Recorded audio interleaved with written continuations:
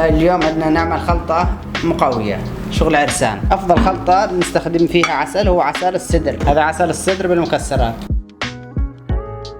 نسبة السكروز فيه لا تتجاوز 1%، وهذا يعطي مؤشر انه عسل جبلي. عندنا هنا غالي اكثر من 15 عشبة من الطبيعة.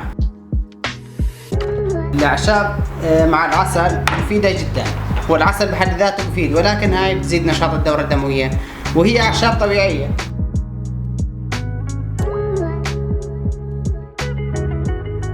الملكة غني بالاحماض الامينية، فيه نسبة بروتين عالية حتى ينصح فيه للرياضيين. ترى العسل ما يحتوي على بروتين، لذلك احنا دائما نشربه مع حليب او نخلط مع غذاء الملكات.